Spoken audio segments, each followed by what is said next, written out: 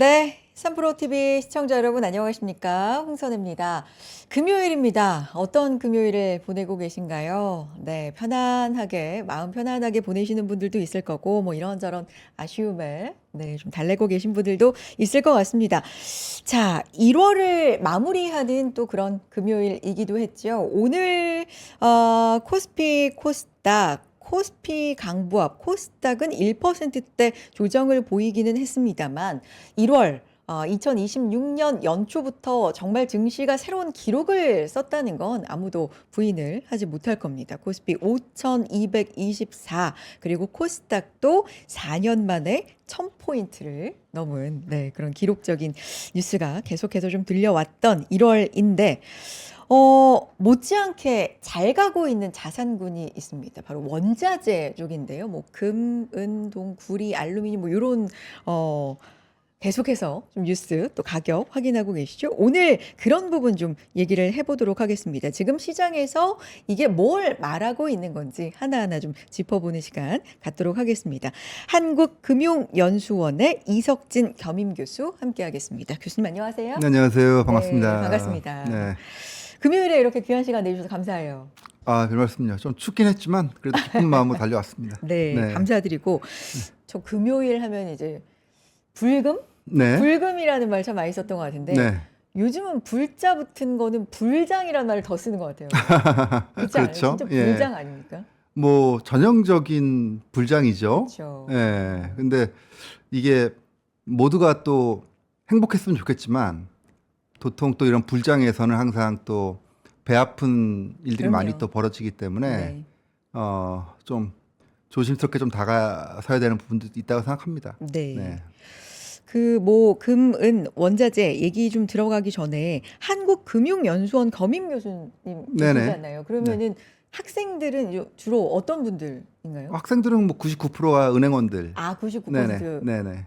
네. 은행원. 그래서, 은행원들 대상으로 해서 여러 가지 지금 뭐 관련 강의들. 저 같은 경우는 이제 경제 강의들이죠. 뭐 이제 뭐 환율, 경제 동향 또는 뭐 해외 투자, 원자재, 뭐 해외 부동산 뭐 이런 내용들을 다루고 있습니다. 네. 네.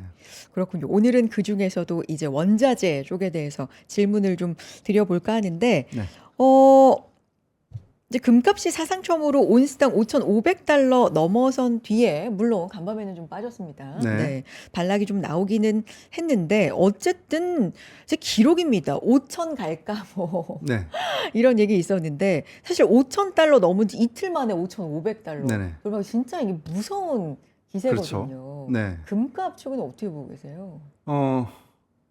어떻게 봐야 되나요? 이게 그 전망이 무의미한 지금 어떤 시기라고 보여져요. 그러니까 재밌는 건 이제 코스피하고 금값이 거의 동시에 지금 5천이라는 숫자를 넘어서고 있거든요. 그러네요. 숫자로는. 그렇죠. 근데 며칠 안 됐습니다. 연말만 하더라도 코스피 전망치 2026년 목표치가 한 5천 정도였는데 네. 벌써 5천 넘어섰죠. 한 달 만에. 금도 마찬가지입니다. 금도 2026년 목표치를 5천 달러로 봤었는데 벌써 넘어섰죠. 이달 초에 한 4,300달러 뭐 요 정도였던 것 그렇죠. 같은데 네. 한 달 만에 그렇죠. 5,500. 금도 그렇고 코스피도 그렇고 한 달 만에 20% 올랐으니까요. 어. 그러니까 보통 1년에 20% 오르는 시장도 좋은 시장이라고 보는 건데 네. 한 달 만에 20% 올랐으니까 이거는 글쎄요. 전례가 없다고 해야 되나요? 유례가 없다고 해야 되나요? 특히 그 주식시장과 달리 이 귀금속 시장은 안전자산 쪽에 속하기 때문에 사실 1년에 20% 오르는 것도 쉽지 않은 시장이에요. 그럼에도 불구하고 한 달 만에 20%, 은 같은 경우는 한 달 만에 50% 이렇게 올랐다는 거는 제가 아는 한에는 없었어요. 예, 제가 아는 그 기간 안에서는 이렇게 한 달 만에 귀금속이 20%, 50% 이렇게 오르는 것은 전례가 없었던 그런 일이기 때문에 저조차도 되게 놀랍습니다. 금은 대표적으로 이제 안전자산이다. 우리가 그렇게 얘기하는데 이게 네. 1년에 20% 오르는 것도 뭐 그렇게 썩 좋은 네. 성과죠. 그런데 네. 한 달에 그렇죠. 이렇게 오르는 건 정말 보신 이래로 시장을 이제 쭉 그렇죠. 따라가신 이래로는 처음이다. 처음입니다. 네. 네. 그만큼 이례적이다.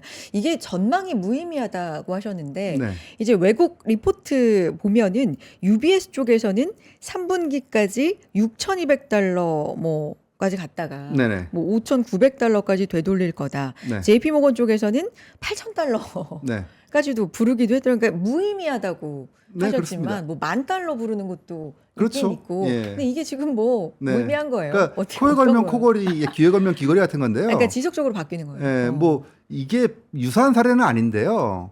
그 과거에 보면은 중국 상해 증시 같은 경우도 한 1,000포인트에서 한 5,000포인트, 6,000포인트 올라갔던 2007년도 시기가 있었거든요. 그때도 또 이제 시장에서는 또 10,000포인트 얘기 나왔었고, 그런데 또 이제 10,000포인트 못 가고 이제 또 반락했던 경험도 있고요. 또 미국처럼 계속 지속적으로 상승하는 케이스도 있고요. 그러니까 이게 지금 당장의 어떤 현실적인 원인들을 체크할 수밖에 없지 6개월, 1년 후에 어떻게 될지는 지금으로서는 좀 판단하기가 쉽지 않은 것 같아요. 그래서 지금 왜 이렇게 금, 은, 귀금속들이 올라가는지 그 근본적인 좀 원인을 살펴보는 것이 가장 중요하지 않겠나라는 생각을 합니다. 간밤에 좀 조정을 강하게 받고 이랬던 거는 뭐 약간 일시적인 뭐 차익 실현 고점에서의 잠깐 쉬어가기 뭐 요 정도로 네. 보시는 건가요? 그러면 전반적인 어떤 펀더멘털의 유지에는 그렇게 손상이 없다. 뭐 요 그렇죠. 그러니까 정도일까요? 이게 펀더멘탈이라는 표현이 맞는지 모르겠는데 근본적인 원인. 네. 지금 그 1년 동안 금값이 2배가 올랐지 않습니까? 그 본격적인 그 개막이 어떻게 보면 이제 트럼프하고 같이 이제 개를 하고 있는 거거든요. 그러니까 지금 모든 원인들을 제공하는 것들의 배경에는 트럼프 정부가 있죠. 그러니까 사실 우리가 보통 금값이 오를 때는 대표적으로 한 3가지 요인을 얘기하거든요. 네. 그러니까 물가, 인플레이션 기대가 높아지는 거. 또 하나는 달러의 화폐 신뢰도가 떨어지는 거. 그리고 마지막으로는 글로벌 불확실성이 증가하는 거. 요 3가지 정도를 크게 얘기를 하는데 다 지금 시기에 맞아떨어지고 있어요. 특히나 이 글로벌 불확실성이라는 측면에서 보면은 또 재미있는 사실이 트럼프 초기만 하더라도 이 불확실성이 미국과는 좀 상관성이 나왔습니다. 즉 뭐 러시아 우크라이나 전쟁 또는 뭐 이스라엘 뭐 팔레스타인 전쟁 뭐 이란과 뭐 이런 쪽에서의 어떤 이슈들 그러다가 하반기 특히 4분기 이후부터 보면은 이제 미국이 그 중심에 서 있습니다. 뭐 베네수엘라도 그렇고요, 아이슬란드도 그렇고요. 모든 것들이 이 불확실성의 핵심에 미국이 있다라는 것은 글로벌 불확실성의 그 정의, 보통의 불확실성과 달리 글로벌 불확실성의 정의는 미국이 중심에 있는 불확실성이냐예요. 그러니까 지금 봤을 때는 트럼프가 가져온 여러 가지 나비 효과들이 이 불확실성의 뭐랄까요 증폭되는 현상으로 나타나면서 금값을 끌어올리는 대표적인 현상이 되고 있고요. 최근 들어서는 달러 약세도 또 빼놓을 수가 없겠죠. 이런 비유를 드는 게 맞는지는 모르겠지만 저는 팬데믹 이전과 이후에 어떤 중요한 변화들이 있다라고 보는데요. 네. 통화 전쟁 측면에서 보면은 팬데믹 초기만 하더라도 우리가 보통 그 글로벌 돈 통화라는 측면에서 보면은 삼각 균형이 좀 이루어져 있었어요. 삼각균형. 그렇죠. 네.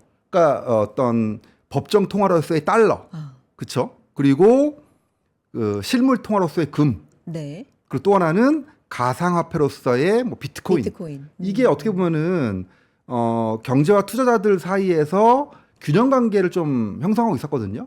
근데 최근 들어서는 이 균형이 깨지고 있거든요. 즉 달러도 미묘하게 계속 흔들리면서 약세로 약해지고. 가고 있고, 그리고 비트코인 뭐 보시면 아시겠지만 작년 뭐 하반기 어느 시기에 한 12만 달러대까지 올랐다가 오늘 보니까 8만 달러대 네. 초반 정도까지 떨어지고 있습니다. 완전히 가상화폐도 그 축이 좀 무너지고 있는 거고요. 그러니까 이 삼각 균형이 무너지면서 어느 쪽으로 쏠리고 있느냐? 금으로 쏠리고 있죠. 그러니까 금으로 쏠린 현상이 강화되면서 모든 투자자들이 이제 통화 전쟁의 승자는 금이구나. 음. 이런 그 확신이 음. 더 강해지고 있고요. 음. 그러면서 과거에는 금이 좀 오르면은 이제 금 팔자. 뭐 은이 좀 오르면은 야 집에 있는 우리 은수저 팔아야겠다 이랬잖아요. 지금은 아무도 안 팝니다. 더 오를 거라는 기대와 확신이 확증 편향으로 가면서 더 끌어올리고 있는. 그러면서 어느 순간부터는 펀더멘탈이 무의미해지는 그런 단계죠. 지금 국내 증시도 저는 좀 유사한 현상이 나타나고 있다고 봐요.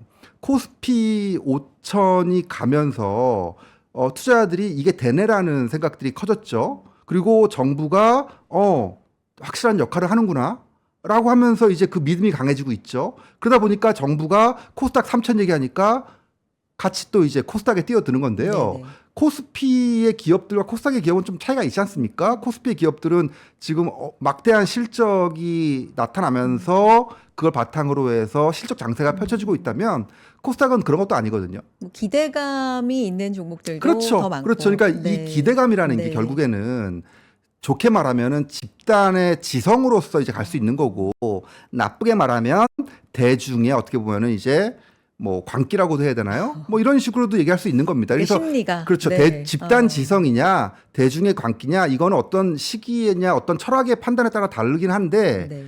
지금 그 움직이는 추세는 한국의 증시와 귀금속이 좀 유사한 측면들이 있다. 이 균형이 무너지면서 어디가 똘똘한 자산이냐, 어디가 가치 자산이냐.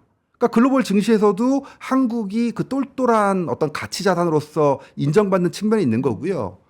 귀금속 시장도 마찬가지로 안전자산에서 미국의 달러나 국채에 비해서 가치 자산으로 인정받고 있다라는 거죠. 그렇기 때문에 쏠림 현상이 발생하고 있는 거고, 이게 어디까지 갈지는 고점 논란은 항상 그 뭐랄까요, 그 지나야지 안다고 알 수가 없는 겁니다. 지금 와가지고 뭐 쉽게 6천, 7천 얘기하기는 쉬운데 그게 어디가 끝일지는 사실 가늠하기는 좀 어렵다. 다만 상대적인 평가들, 그러니까 예를 들어서 금하고 주가, 금하고 은 가격, 이게 지금 상대적으로 누가 더 고평가되어 있는 것이냐, 이런 정도의 추정은 해볼 수 있어요. 안전자산의 역할에서 달러보다 금을 선택한 그 심리가 조금 더 확대돼서 이제 믿음을 낳고 뭐 이렇게 네. 해서 이제 확증 편향이라고 말씀해 주셨는데 좀 쏠리는 네. 뭐 주식 시장에서도 아시아 그중에서도 한국이다 여기구나 뭐 조금 돈이 몰리는 뭐 약간 이런 비유를 해 주셨는데 여러 가지 원인이 있습니다만 이번에 이란 이슈도 조금 더 금값을 이제 오르게 하는 부추기는 원인이 됐고 요 얘기는 좀 많이 나왔던 얘기인데 작년에도 그랬고요. 중앙은행이 금을 모으고 있다. 요것도 금값을 상당히 밀어 올린다. 네. 최근에는 약간은 그 양이 줄었다. 제가 이런 보고서를 보기는 했는데 그래도 여전히 매입하고 있는 거예요. 그렇죠. 이게 뭐 닭이 먼저냐 달걀이 먼저냐의 문제인데요. 달러의 어떤 신뢰가 떨어져서 금으로 간 것이냐, 아니면은 금값이 올라서 중앙은행들이 더 금에 더 배팅을 하고 있는 것이냐, 이거는 글쎄요, 뭐 둘 다 서로가 서로에게 원인을 제공하고 있는 측면은 분명히 있는 것 같은데요. 분명한 점은 중앙은행들이 2022년부터 해서 지금 3년, 4년째 상당한 양의 외환보유고로서 금을 매입하고 있다라는 사실이에요. 2022년부터 2024년까지 3년간 매년 1,000톤 이상씩을 매입을 하고 있고요. 뭐 작년에도 1,000톤까지는 아니겠지만 거의 그 정도의 지금 양을 매입을 하고 있단 말이죠. 그러다 보니까 결국에 이게 그 달러로 외환보유고를 쌓는 거는 그다지 좋은 아이디어가 아닌가 보다. 미국의 지금 이런 여러 가지 트럼프발 불확실성을 생각해 보면은 미국 국채는 더 찍어낼 것이고, 그러면은 미국의 이자 비용은 증가하면서 국채 매력은 떨어질 것이고, 과연 외환보유고로서 이 미국 국채와 달러를 매입하는 것이 바람직하지 않다라는 또 중앙은행들 사이에 또 집단 지성이 작동을 하면서 결국에는 신흥국들 특히 중국 위주로 해서 이런 그 금 매입들이 많이 이루어지고 있는데요. 음. 일각에서는 금값이 앞으로 더 오를 거라고 주장하는 이유 중에 하나가 중국의 외환보유고 중에 금 비중이 한 6%대, 7%대밖에 안 되거든요. 어. 그러다 보니까 앞으로 훨씬 더 금을 더 많이 살 수도 있다. 이런 얘기들, 이런 주장이 있고요. 또 한편으로는 금이 너무 비싸졌다. 중앙은행들이 이 가격에서는 매입을 하지 않을 것이다. 라는 또 주장도 있어요. 항상 고점은 언제 나타나냐? 모두가 너무 비싸다고 생각하면서 이제 새로운 대안을 찾기 시작할 때거든요. 그러니까 지금 예를 들어서 중앙은행들이 지금까지는 금의 매입자였는데 야, 금값이 너무 비싸졌어. 이제는 우리가 금을 내놔야겠어. 라는 시기가 온다면 물론 나중에 지나봐야 네네, 알겠죠. 네. 근데 1999년, 2000년도에 금값이 바닥을 쳤을 때도요. 그때도 그 전에 영국 등 많은 중앙은행들이 금을 내다 팔았어요. 사실 중앙은행들이 금을 내다 팔면서 금값이 어떻게 보면은 많이 빠지고 바닥을 형성했던 거거든요. 그러니까 지금은 정반대로 중앙은행들이 금을 매입하면서 금값을 끌어올리고 있다라고 보면은 좀 시대가 많이 변했다라고 볼 수도 있는 거고요. 그만큼 우리 현대 화폐의 어떻게 보면은 시스템이 상당히 좀 난관에 부딪히고 있다. 사람들이 왜 금을 찾고 있는 것인가? 그럼 현대 화폐가 주는 신뢰도가 화폐 떨어지고 가치가. 있다라는 거거든요. 그러니까 인플레이션 기대가 높다는 얘기예요. 어떻게 보면은.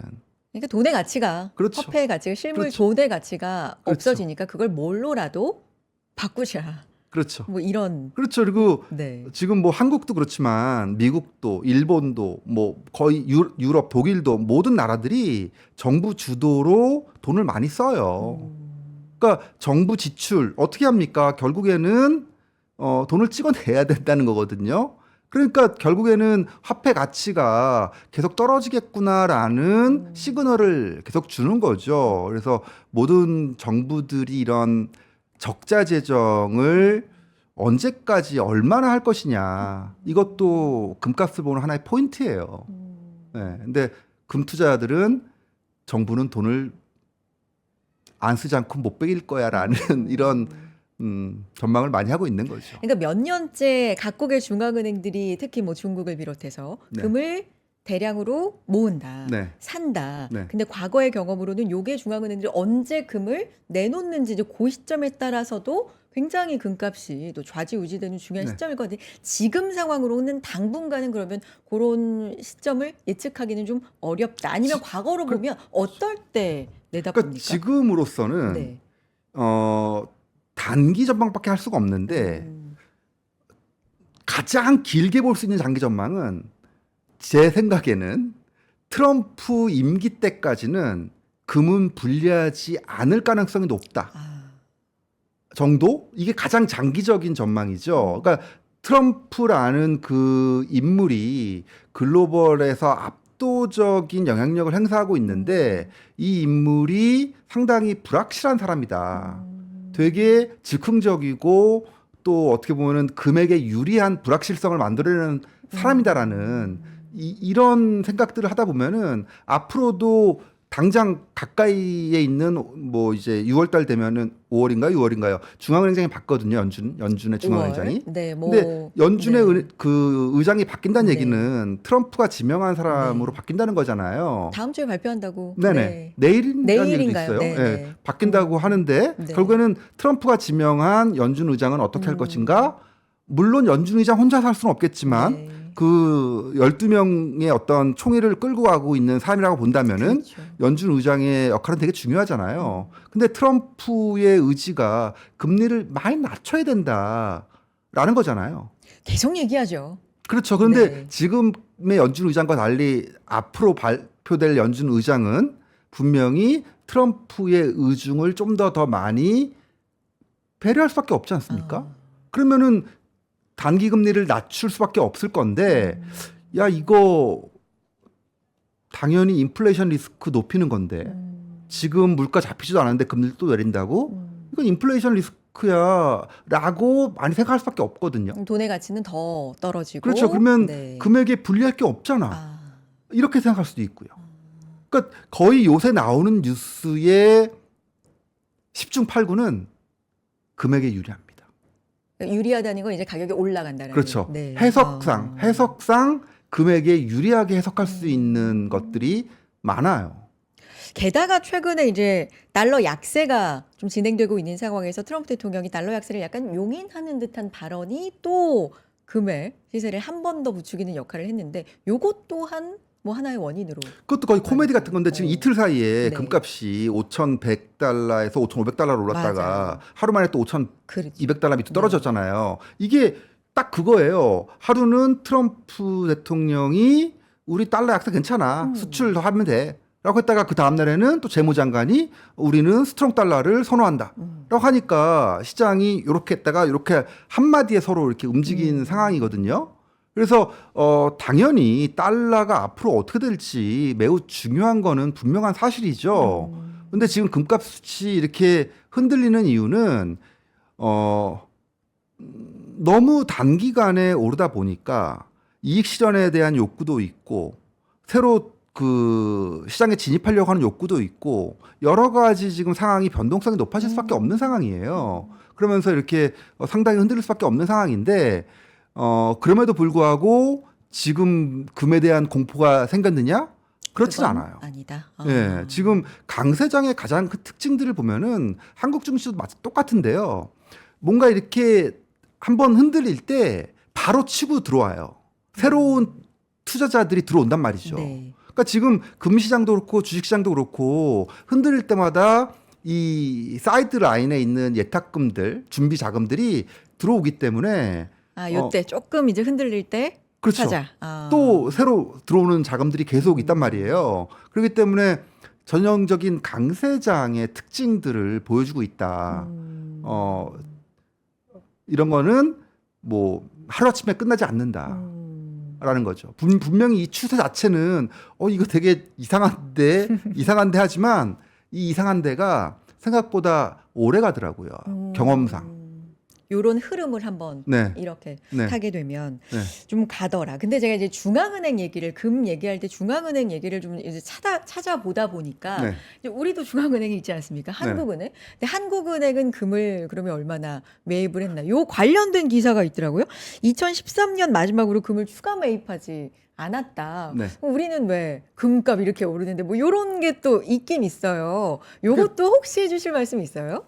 누구한테 탓을 돌릴 것이냐의 문제인데요. 당시 이제 한국은행은 언론에 좀 탓을 많이 했었어요. 그러니까 이제 왜 그랬냐면은 한국은행이 그 전에 금을 좀 매입을 공격적으로 했었습니다. 그런 지금 적이 제 기억으로 있는데, 한국은행이 네. 지금 104톤인가 이 정도 갖고 있거든요. 그게 그 당시에 좀 공격적으로 해가지고 끌고 왔던 거예요. 근데 제 기억으로 당시 한 금값 한 1,500, 1,600달러 온스당 할 때 사들였거든요.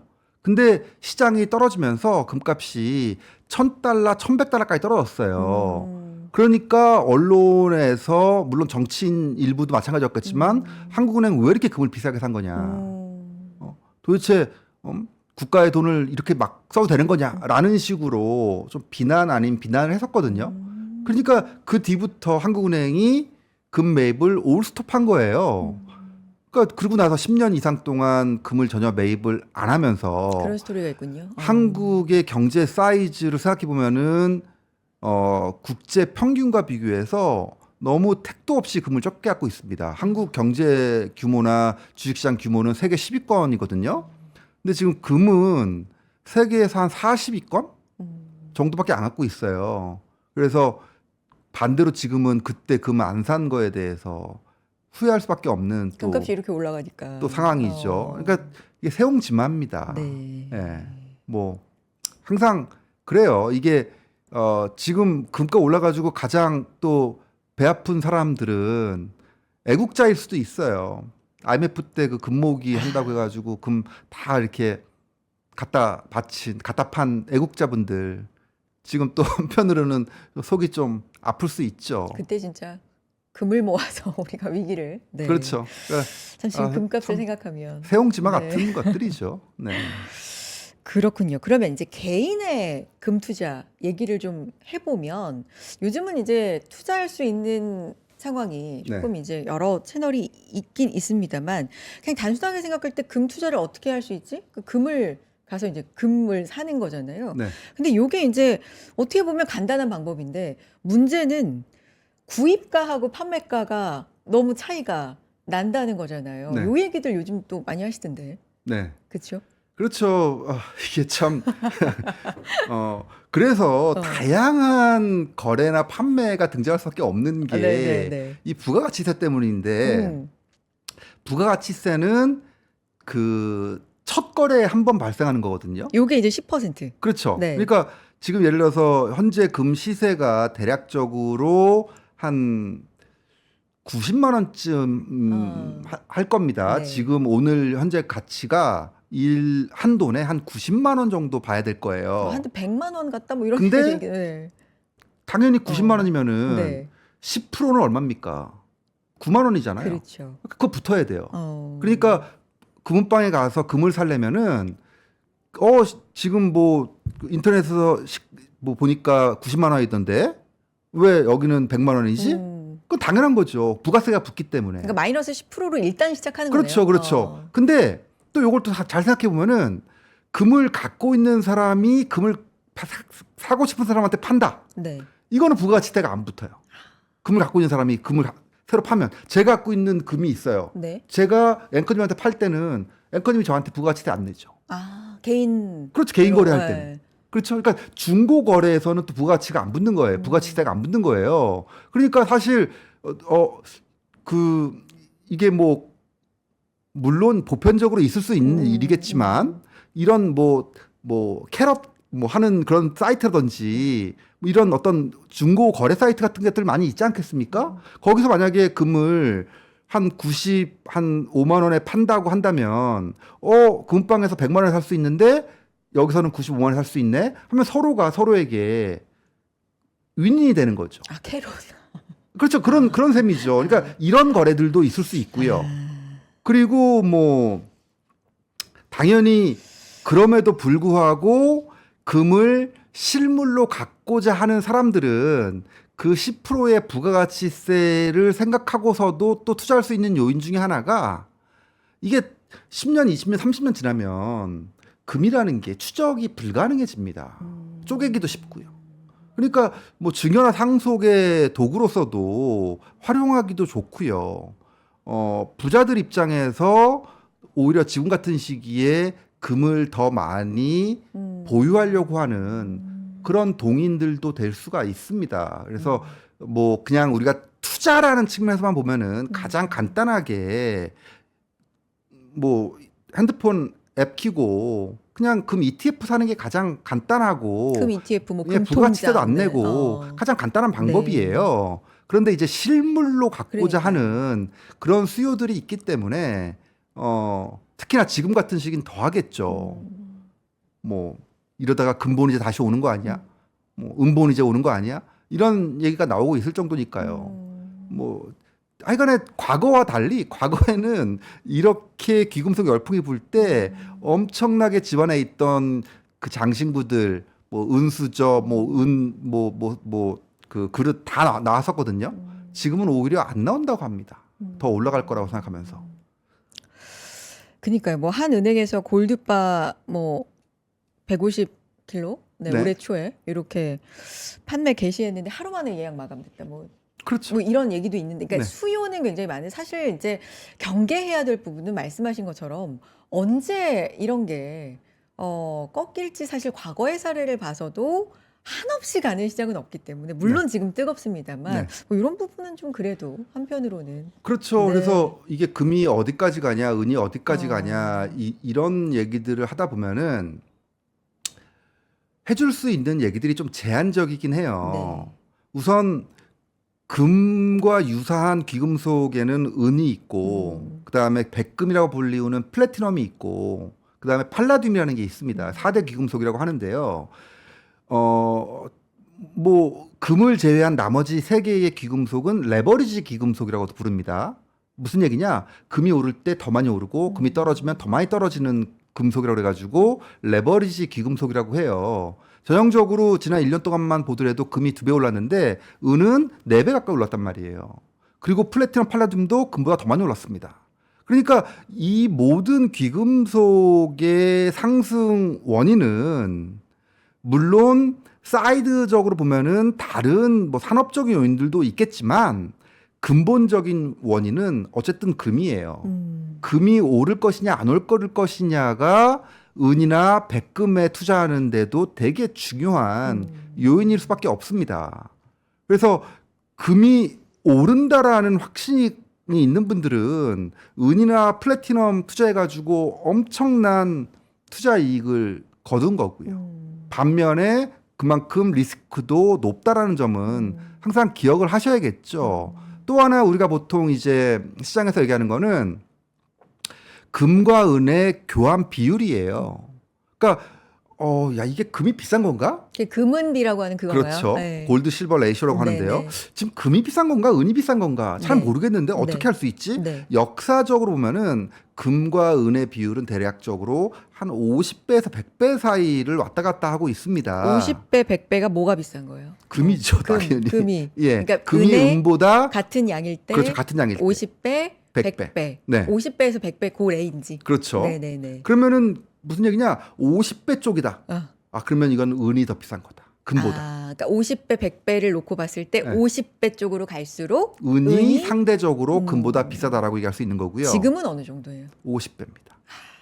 은이 그러면 그렇죠. 상대적으로 상대적으로 지금 비싸다. 은이 더 비싼 시기고요. 거꾸로 이제 100배 쪽으로 간다? 그러면 이제 금이 은보다 상대적으로 비싼 시기다라고 할 수 있겠죠. 그래서 뭐 요런 시그널 가지고서 이제 얘기할 수도 있는 거고요. 근데 하여간에 뭐 이런 여러 가지 얘기들을 하다 보면은 저는 또 이런 얘기들을 안 할 수가 없는 게 이게 금을 갖고 있고 은을 갖고 있는 사람들한테는 분명히 해피한 시기긴 합니다만 금, 은 가격이 이렇게 빠르게 많이 올라가는 건 또 전체적으로 보면은 경제 전체로 보면은 바람직한 현상은 아니에요. 교수님도 뭐 이례적이다, 네. 본 적이 없다 이렇게 말씀하셨는데 바람직하지 않다고까지 하셨으니까 그렇죠. 어떤 면에서요? 결국 우리가 금하고 이런 귀금속에 바라는 그 안전자산의 성격이라는 거는요. 기본적으로 물가 상승률을 이기는 겁니다. 물가 상승률 정도만 이긴다면 귀금속은 그 가치를 증명하고 있는 거예요. 국채도 그런 거거든요. 우리가 국채에 이자율이 높지도 않은데 왜 투자할까? 이거는 그 안정성이 있는 거거든요. 안전하다라는 것 때문에. 그러니까 이 국채 투자나 금 투자나 마찬가지로 이 안전하다라는 그 습성 자체가 투자자에게 상당히 매력적으로 다가오는 거거든요. 근데 만약에 금값이 막 이렇게 50% 100% 오른다. 이거는 금이 안정성을 주는 게 아니라 주식처럼 뭔가 자산으로서 하이리스크, 하이리턴적인 측면이 커진다는 거거든요. 금융에서의 그렇죠. 그러니까 즉 이거 인플레이션이 엄청나게 네. 온다는 건가? 아니면 뭔가 안 좋은 일이 터진다는 건가? 뭐 이런 쪽으로 그 심리를 또 끌고 갈 수 있는 부분이기 때문에 경제 안정성이나 이 화폐 안정성을 고려해 보면은 금, 은 가격이 저는 뭐 오랫동안 금은 사야 된다라고 주장하는 사람이긴 합니다만 이렇게 짧은 시간에 귀금속 가격이 오르는 거는 경제 안정성 측면에서 보면은 바람직한 지금 상황은 아닐 거예요. 그러니까 보통은 지금 물가 상승률이라고 표현해 주셨으니까 네. 2%, 뭐 3% 네네. 요것만 넘어서는 네. 네, 그 정도의 상승률. 근데 지금은 뭐 말도 안 되는 그렇죠. 상승률이다. 그렇죠. 그래서 지금 그 귀금속, 금을 대하는 투자들이 과거와는 많이 달라졌다. 예전에는 안전자산 투자자들이 들어왔다면 지금은 다 들어온다. 다 들어온다라고 보셔야 될 것 같아요. 그래서 좀 과열인 건 분명하죠. 네. 은도 이제 말씀해 주셨고, 은도 이제 온스당 한 $110 돌파해서 뭐 시티 쪽에서는 3개월 내 은가 $150 뭐 이런 얘기도 지금 나오고 있는 상황이고, 진짜 뭐 계속해서 전망들을 네, 어. 바뀌면서 올라갑니다. 가격이. 그러니까요. 은 가격 $15 한 게 억지 같았는데 그러니까요. 지금 $110거든요. 음. 근데 뭐 은 가격 관련해서는 이렇게도 또 보셔야 될 게 하나 있는 게, 은 가격이 오르면 제일 이익이 많이 나는 회사가 있다. 우리나라에. 그 어디죠? 회사가 고려 아연이다. 음. 정도는 또 알고 있을 필요가 있죠. 네. 그러니까 그 은이라는 게 은 광산에서 나오는 양은 전체의 한 30%밖에 안 돼요. 나머지 70%는 다른 데서 나옵니다. 다른 광산에서. 즉 부산물로 나오는데 주로 아연이나 뭐 구리, 연 뭐 이런 것들을 정제하는 과정에서 은이 많이 나온단 말이죠. 그래서 고려 아연이 은 가격이 높을 때는 영업이익이 엄청나게 증가하는 경향이 큽니다. 그래서 뭐 올해도 당연히 그런 측면이 고려 아연 주가 강세에 이바지한 측면이 있을 거예요. 그래서 은 투자 대안으로서 뭐 이런 고려 아연 같은 기업에 투자하는 것도 하나의 방법일 수 있죠. 은도 산업재로서 좀 주목받는 것도 있다. 뭐 이런 네. 스토리도 있는 거잖아요. 최근에 그렇죠. 올라가는 게. 네. 네. 이런 거는 어떤 스토리예요? 그러니까 그게 아주 그게 지금 은이 꽃놀이패 같다라고 생각하는 게, 지금 세상을 움직이는 두 가지 욕망이 뭔가라고 가만히 생각해 보면은 AI가 만들어내는 유토피아에 대한 욕망, 그리고 이 통화 전쟁이 만들어내는 뭐 디스토피아적인 욕망, 이 두 가지가, 이쪽은 AI 관련 산업 쪽, 빅테크 쪽에 몰리는 거고요. 이쪽은 귀금속에 몰리는 거잖아요. 근데 이 빅테크 쪽에 전략적으로 쓰이는 원자재 중에 하나가 은이란 말이죠. 그러니까 은의 그 금속 성격이 비투가율이 가장 높은 거거든요. 그러니까 빛이 통과되는. 그렇죠. 그러니까 네. 전도율이죠. 네, 네. 그래서 보통 우리가 구리도 이게 높기 때문에, 전도율이 높기 때문에 구리도 많이 사용하는 건데, 구리보다 높은 게 은이란 말이에요. 그래서 정말 그 미묘한 그 투과율이 중요한, 전도율이 중요한, 뭐 어떻게 보면은 첨단 산업들이죠. 전기, 전자, 뭐 우주, 방산 이런 쪽에 은 수요가 점점 증가할 거라는 점이 또 최근에 은 수요를 더 끌어올리는 기대감을 높이고 있고요. 또 하나는 태양광 당연히 패널이 있잖아요. 빛 흡수해야 되잖아요. 이거 뭐예요? 당연히 빛 투과율이 중요하단 말이에요. 여기에도 은 쓰인단 말이에요. 그러니까 이런 태양광이나 뭐 풍력 그런 개발할 때도 은이 사용된다라는 점. 그래서 이런 부분들이 은의 수요 증가 기대를 높이고 있는 건 분명하죠. 근데 이 수요가 높다고 하더라도 요거는 제가 볼 때 전체적으로 보면은 한 20%? 오히려 중요한 거는 금 쪽에서 만들어지는 서사들입니다. 이게 은의 베이스를 영향을 깔고 주는. 있는 거고요. 네. 거기에 더해서 이 첨단 산업 수요가 더해지면서 폭발적인 이제 수요를 만들어내고 있는 거죠.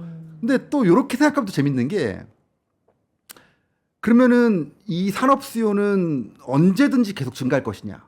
이거 산업 수요가 증가하는 건 또 뭐하고 관련이 있냐면요, 원자재 가격과 관련이 있어요. 그러니까 은이 쌀 때는 태양광 패널로 쓸 수 있고 전기 전자 산업에 쓸 수 있죠. 근데 은이 비싸지면 또 대체재를 어떻게 할 것이냐.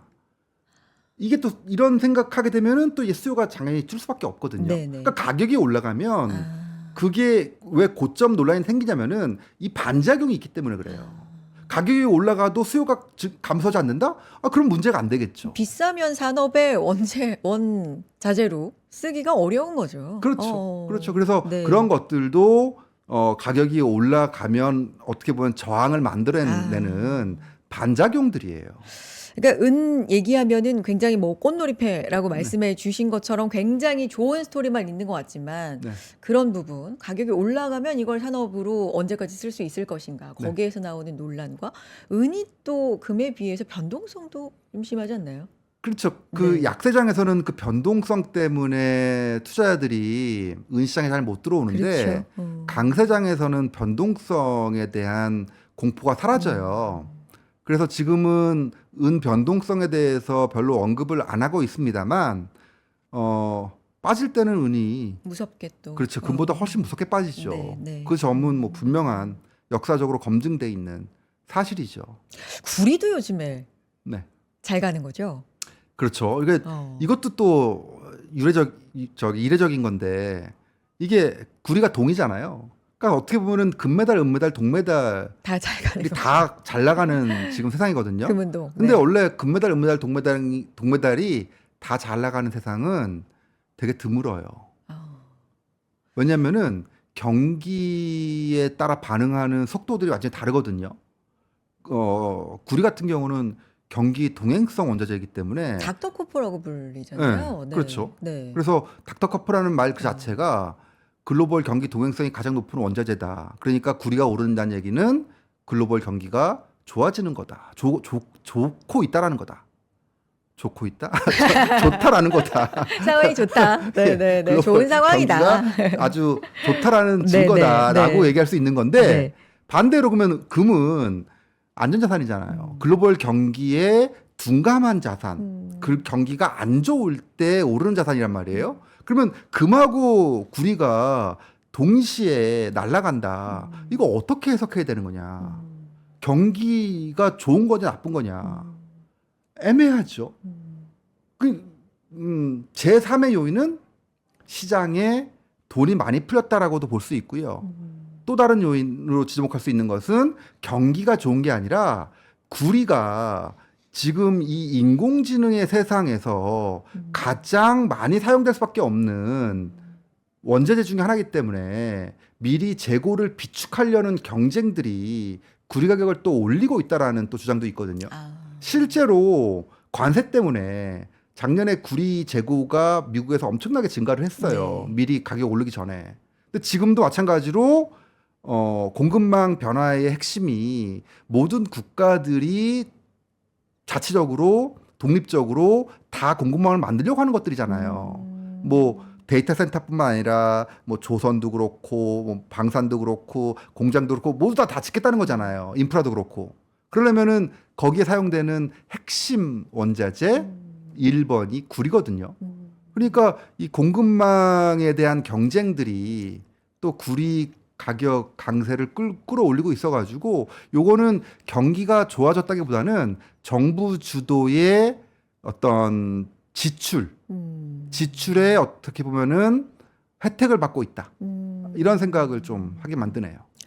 빅테크 기업들의 CEO들이 나와서 얘기를 하면 AI 시대고 바야흐로 뭐 투자에도 문제가 없고 앞으로 새로운 세상이 펼쳐진다라는 얘기는 하는데 이제 요게 얼마 전 FOMC에서 파월 의장도 경제가 견조하다고 하면서 AI 데이터 센터가 받쳐준다라는 언급이 있었는데 그날 또 구리가 잘 갖고 오니까 AI 데이터 센터 하면 또 떠올리는 자연스러운 스토리 라인이 구리다. 이제 요런 얘기가 그렇죠. 형성이 되는 거고 네. 또 하나가 이제 공급 부족 이슈? 네. 뭐 이런 게 좀 있더라고요. 요거 설명 좀 해주세요. 네. 그러니까 공급 부족이라는 것도 네. 이것과 같이 이제 개를 같이 하는 건데 지난 몇 년 전만 하더라도 구리 시장에 공급 부족 얘기는 별로 없었어요. 그러다 보니까 광산 업체들이 미리 수요를 예측해서 인프라를 더 건설하고 새로운 광산 그 탐사를 하고 하면서 이런 수요 증가에 맞춰서 공급을 늘려야 되는데 지난 몇 년 동안은 이렇게 빨리 갑자기 인공지능 수요가 증가할지 몰랐단 말이죠. 그러다 보니까 지금에 와서 이제 확 그 공급 부족이 이슈가 되는 거예요. 이건 작년 반도체하고 똑같습니다. 반도체도 갑자기 재작년만 하더라도 그 삼성전자나 하이닉스 영업이익이 안 좋았거든요. 근데 갑자기 1년 사이에 확 늘었단 말이죠. 이것도 예측이 안 됐던 거예요. 똑같습니다. 그러니까 반도체 예측이 안 됐던 것처럼 구리 이쪽도 예측이 잘 안 됐었어요. 그러다 보니까 지금 나오는 얘기는 뭐 지금 뭐 재고가 한 90만 톤이 있지만 올해만 하더라도 한 30만 톤에서 한 60만 톤 정도는 재고가 공급이 부족할 수 있다. 이런 얘기들이 나오고 있거든요. 그러면서 이제 구리 가격을 끌어올리고 있는 거예요. 그래서 예측이 어려웠다. 갑자기 이렇게 인공지능이 빠르게 빅테크들이 공격적으로 투자할 줄은 상상을 못했다. 오늘만 하더라도 마이크로소프트인가요? 네네. 시작 나왔었는데 실적, 네. 마이크로소프트 발표한 거 보니까 인력을 꽤 많이 조정을 한다. 해고한다. 그리고 그 돈으로 투자한다. 이런 거거든요. 그러니까 이게 뭐 희극인지 비극인지 모르겠는데 노동자 입장에선 점점 일자리를 잃어가는 거고 투자자나 자본 입장에서는 점점 빅테크들이 이렇게 투자를 더 활성화하면서 투자 심리를 더 끌고 갈 수밖에 없는 또 그런 측면들이 있죠. 이게 우리가 살고 있는 지금 2026년도의 어떤 하나의 단면이 아닌가. 구리 얘기 이제 해주신 김에 조금만 더 여쭤보면 구리 그 실물 수요의 절반 정도가 중국에서 네. 수배가 되는 거 아닙니까? 근데 이제 중국이 그러면은 좀 많이 쓰이는가 구리가 네.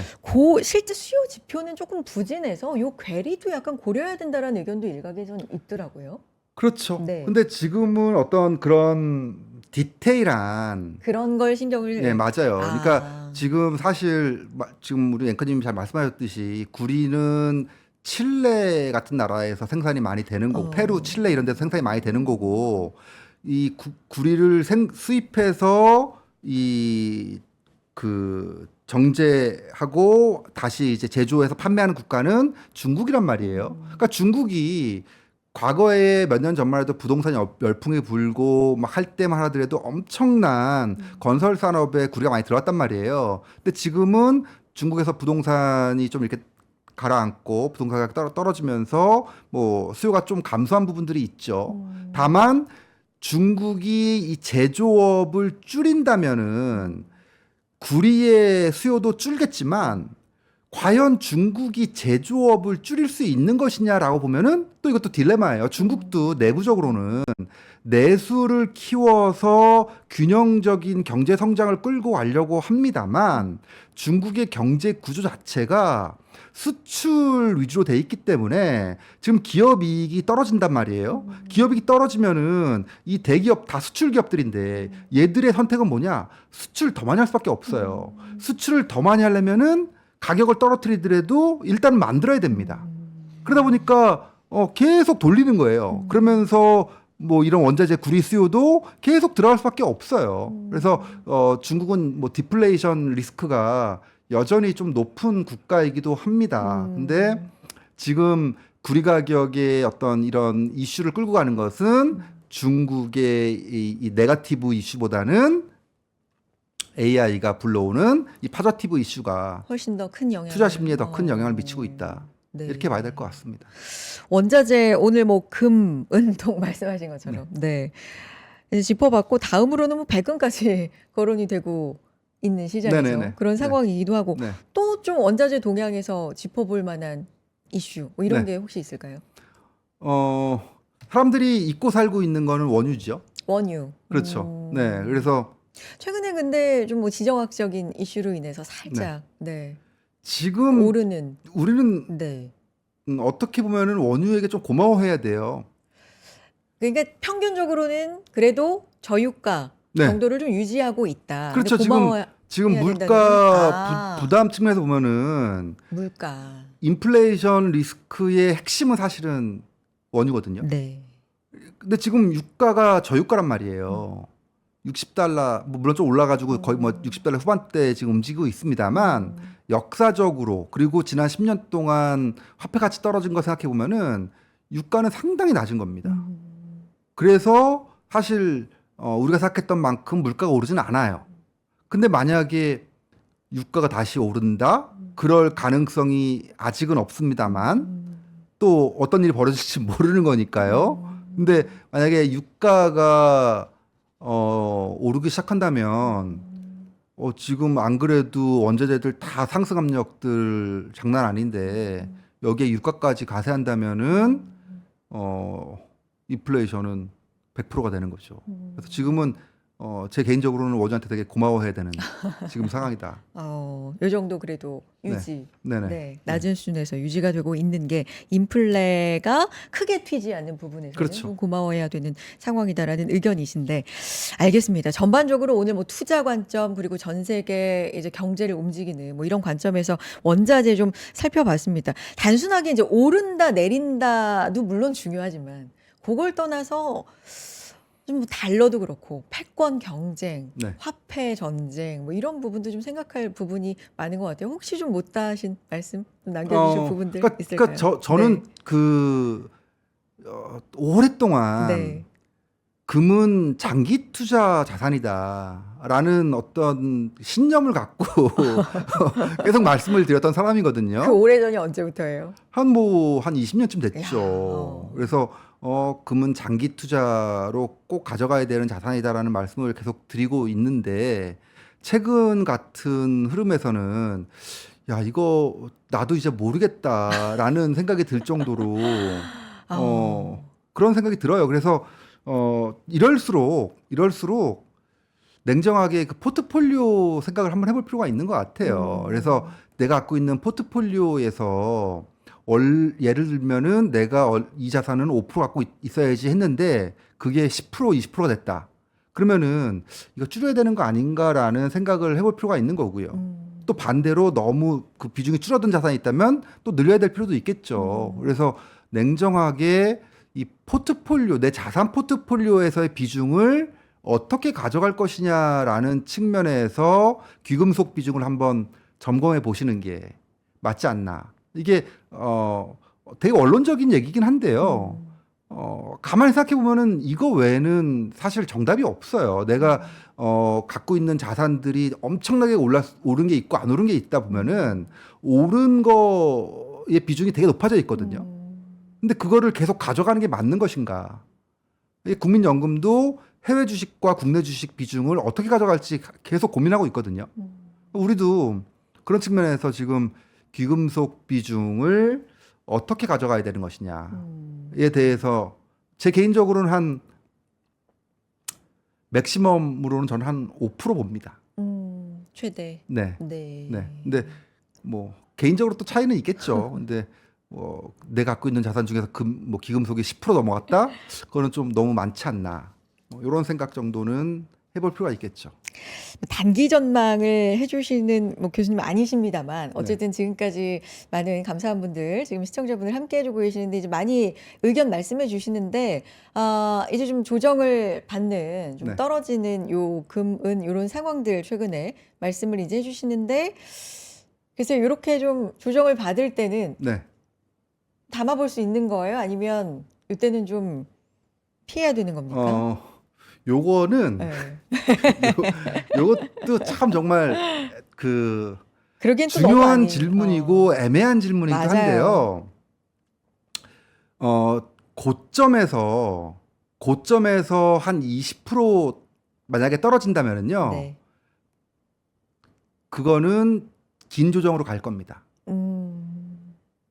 고점에서 한 20% 떨어지면. 기준을 숫자로 잡아주신다면. 그렇죠. 네. 그 기준, 그러니까 정확한 건 없어요. 네. 그냥 기준을 세워놓은 것 뿐입니다.